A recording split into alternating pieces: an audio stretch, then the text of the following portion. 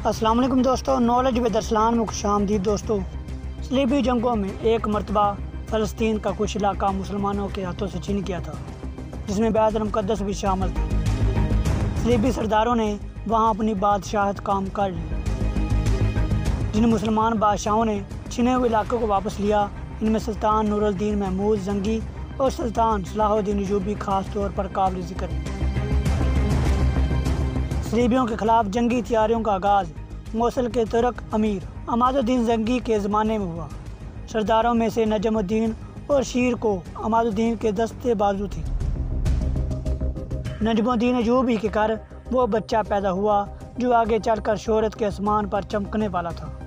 नाम अगरचे यूसुफ रखा गया, लेकिन वो सलाहुद्दीन के लक़ब से मशहूर हुआ। अमादुद्दीन के जानशीन नूरुद्दीन ने सलीबियों से लड़ाई की पूरी तैयारियां कर ली थी। सिर्फ एक खदशा बाकी रह गया था, और वो ये कि मिस्र में फ़ातिमियों की हुकूमत थी। अगर वो सलीबियों के साथ इत्तेहाद कर लेते तो नूरुद्दीन के तमाम मंसूबों पर पानी फिर जाता। खतरे के इस दरवाजे को बंद करने के लिए सुल्तान ने शीरको को मिस्र में भेज दिया। वो अपने नौजवान भतीजे सलाहुद्दीन को भी साथ ले गया। शीरको ने जाते ही मिस्र के इंतज़ामात की बागडोर खुद संभाल ली। जब वो फोत हुआ तो इसका मनसब सलाहुद्दीन को तफवीज़ हुआ।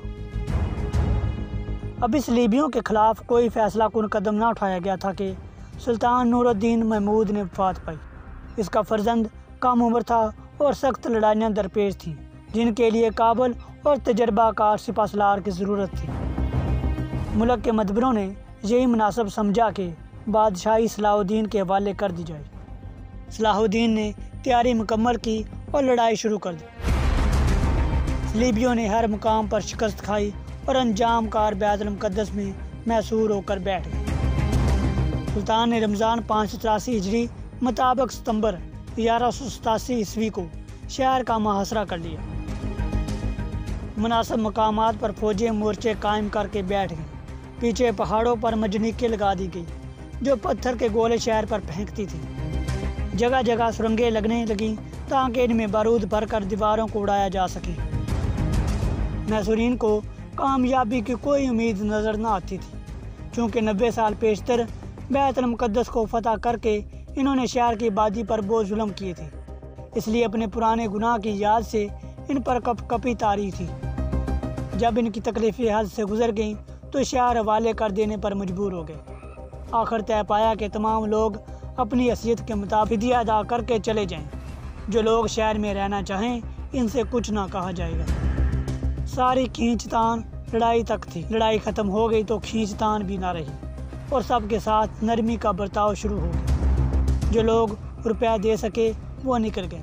जो बाकी रह गए, इनमें से बहुतों को सुल्तान ने माफ़ी दी थी। जो सलीबी मारे जा चुके थे या कैद हो गए थे, इनकी औरतें और बेटियां शहर में आ गई। वो सुल्तान के पास पहुंची तो इसने ना सिर्फ सबके फिदिये माफ़ कर दिए, बल्कि हुक्म दिया कि इनके अजीज़ों में से जितने कैदी हैं वो सब रिहा कर दिए जाएं।